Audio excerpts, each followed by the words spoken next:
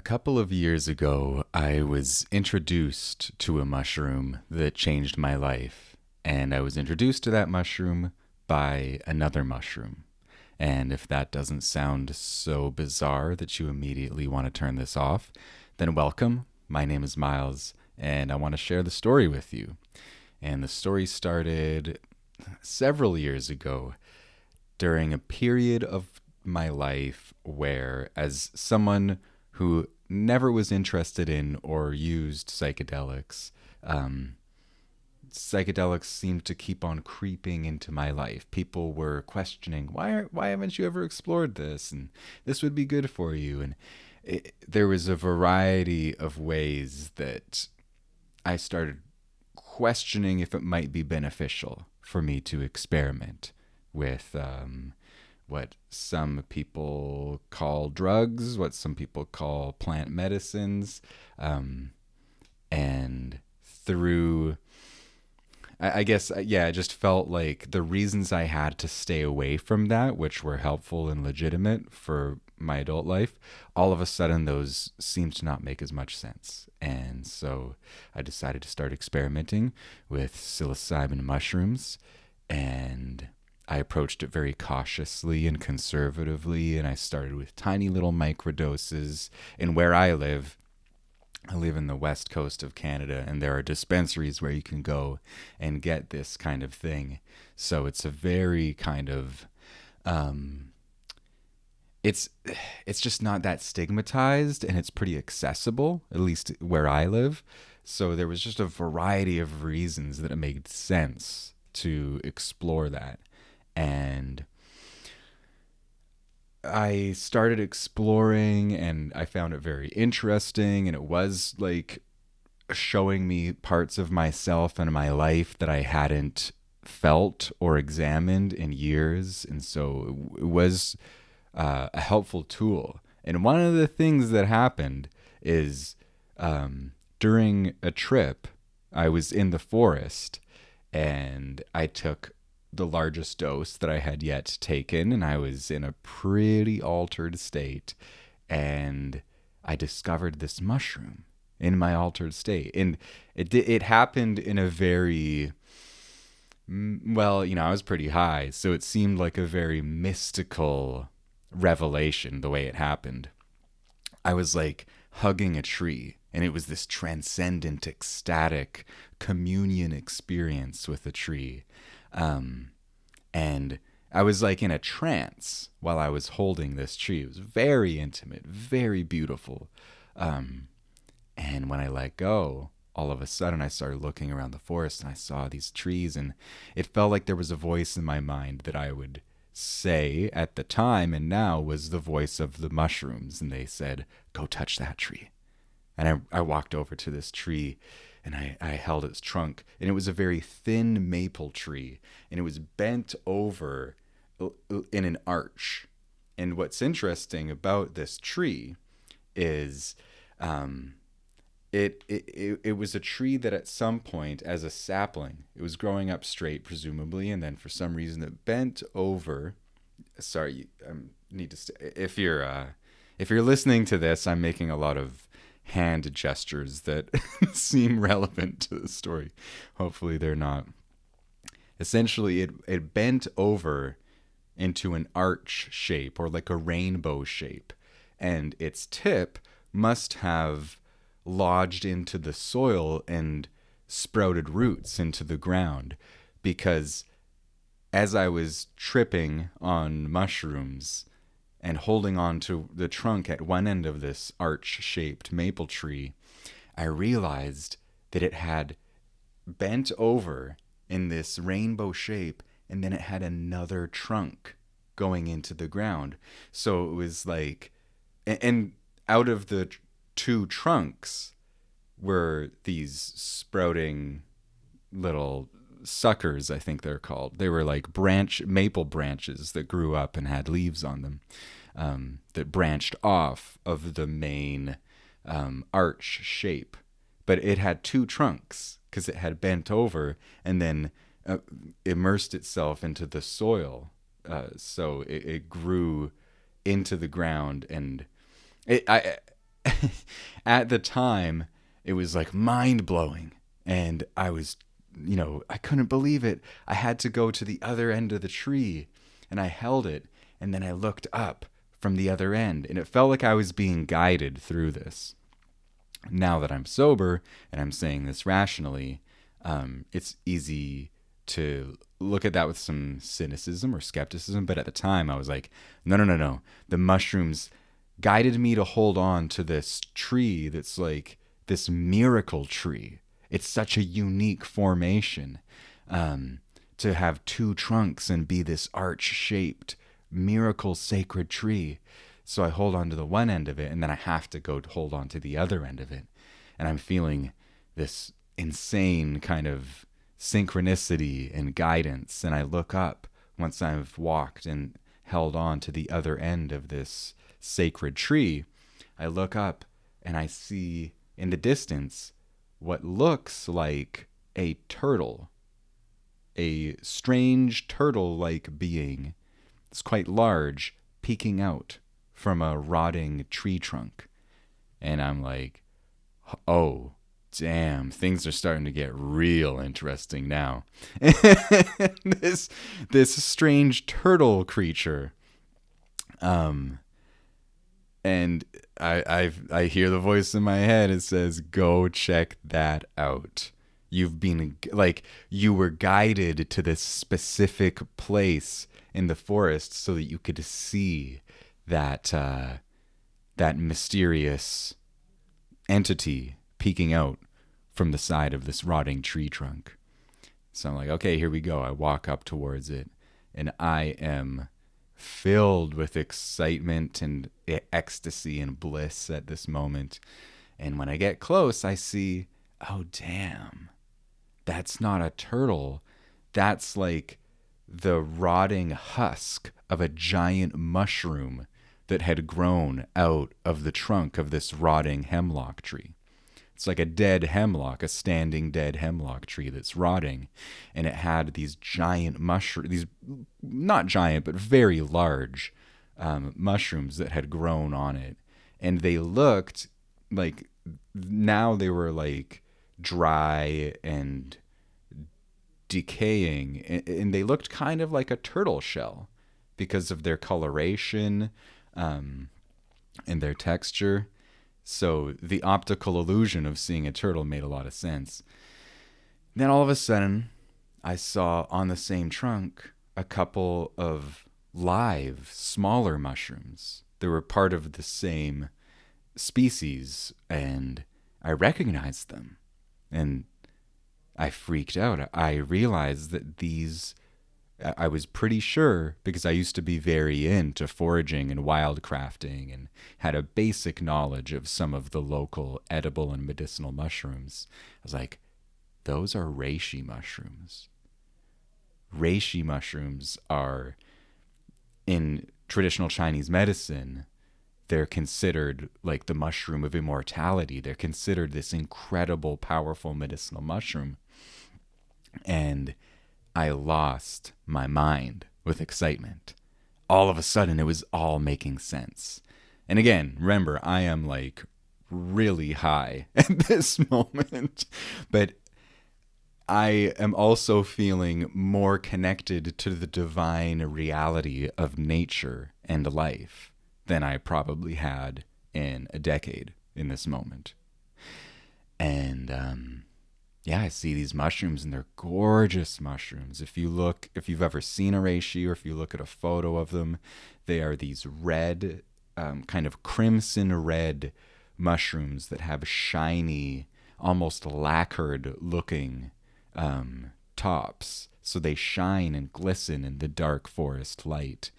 And I just was staring at them and like laughing and like almost like shrieking with excitement, because I felt, I realized that what had happened is the one mushroom that I had taken, the psilocybin mushroom that had given me this kind of this high that I was on, it had led me to this other mushroom.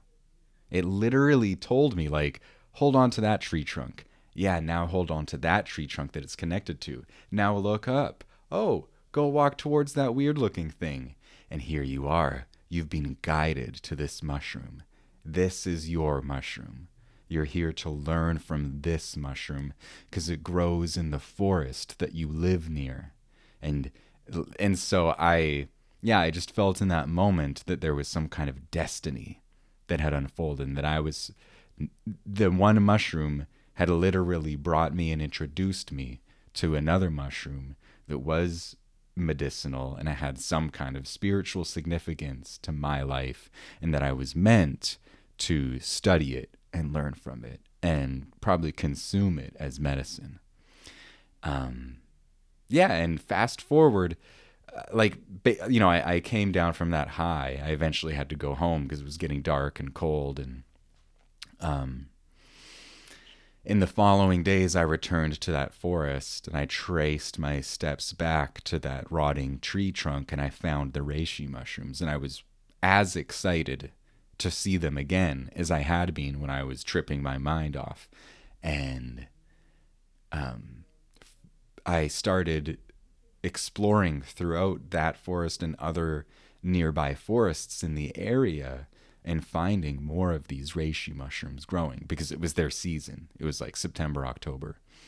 And I just became completely passionately infatuated by these life forms. I found them so beautiful, and I wasn't harvesting them, wasn't even touching them. I wasn't sure if I knew how to identify them properly, but I was, using the internet and whatever field guide I had, and I was pretty sure about the mushrooms that I was finding, that I was identifying them correctly. But for the rest of that fall, I essentially, I normally would go for a morning walk, but my morning walk started stretching for hours because I was just passionately studying the forest and finding more of these mushrooms. And I was being led into deeper pockets of the forest, and I was going to new hiking trails in areas that I hadn't explored in the region. And yeah, this deep, intimate fascination with these life forms developed. And I didn't really, I felt like if I was going to harvest any of them, I needed to understand them first. And so there was this kind of passionate, devotional study of these mushrooms that consumed a good chunk of my time and energy for a while. And before winter came that year, I did harvest a reishi mushroom, and I sliced it up and I dried it, and I didn't make any tea out of it initially because I was still kind of afraid. I wasn't sure if I knew how to ID these things correctly. And to be honest, even though a part of me felt like I wanted to try using this mushroom as medicine, I was almost more interested in just witnessing it.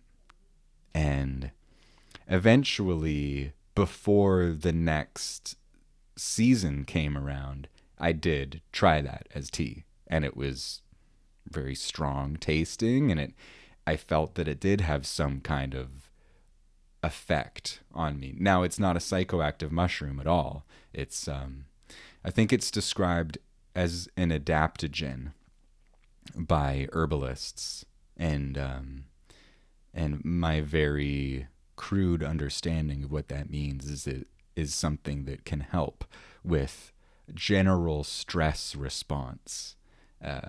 It just helps someone's nervous system be more kind of solid and adaptable, and that's kind of what I felt from drinking that tea. And when the next year came around, I became even more fascinated, and I had dreams about these mushrooms, and then the next day I would find them, and during a time of year when I really didn't expect to see them at all. And it just felt like there was this intimate connection that I had with this specific, um, I guess it's not a plant, but I'll call it a plant community. I guess it's just a life form or something. But it just felt like I had an intimate relationship that reminded me of having an intimate relationship with a lover, in my case, with a woman.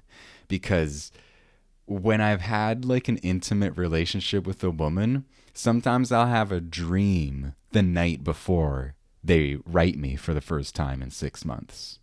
Sometimes I'll have a dream or a feeling when there's a rupture in our relationship, when something seismically shifts in them. I'll feel that. I'll dream about that. And there was a thread of that was now happening between myself and this plant community, this life form in the forest. Like I would dream about it when it was starting to fruit, when it was starting to show up. And again, the thing that was most exciting to me was just connecting with it and studying it and observing it. And that was so exciting to me from the perspective of, I guess, like a student of nature, a lover of nature, and also an artist, because I'm a writer. And I feel like as a writer, I draw tremendous inspiration from studying nature and music and literature. An example would be, if I go and watch live music that's like really inspired and beautiful, it is incredibly stimulating to me as a writer, because I'm consuming or witnessing, just something that like triggers my own creative light, and I learn from other people's brilliance. And the same is true with nature. It's like by seeing the way, a reishi mushroom would like manifest slowly from a little kind of lump into this beautiful, exquisite, shining, glistening manifestation of life. There was something very powerful about that, and kind of precious and intimate and sacred. And eventually, that study of, or like fascination with the reishi mushrooms, led to a fascination with other types of mushrooms, like edible mushrooms and other medicinal mushrooms, turkey tails and chicken of the woods and Amanita muscaria, and all of these different really beautiful and unique life forms. And again, on a creative level, just such a deeply stimulating thing it was to just be noticing such beauty in the living world, and wandering out there and connecting to it, and being inspired to go explore new areas to hike through in pursuit of finding new mushrooms, and very seldom harvesting any, and often not finding any.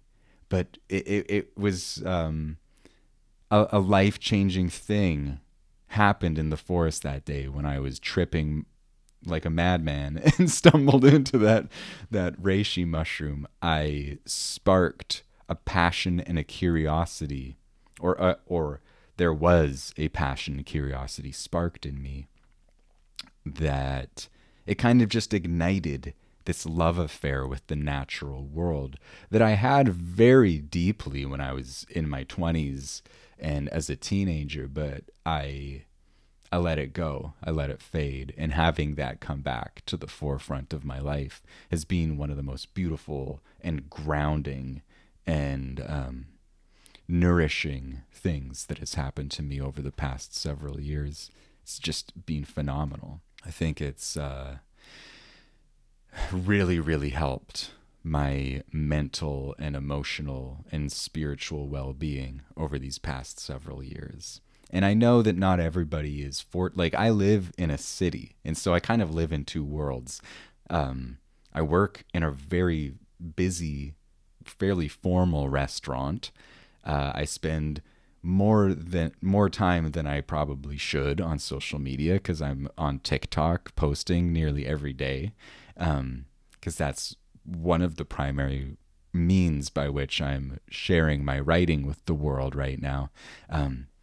So I really have my feet in this like hyper modern world, but I also have my feet connected to this ancient, grounded, sacred world of the forest and nature. And I'm fortunate to live in a city that has like mountains and ocean around it. And I know that not everybody has that. But I think there are many ways of connecting with that kind of transcendent beauty, and art and music and literature are definitely part of it.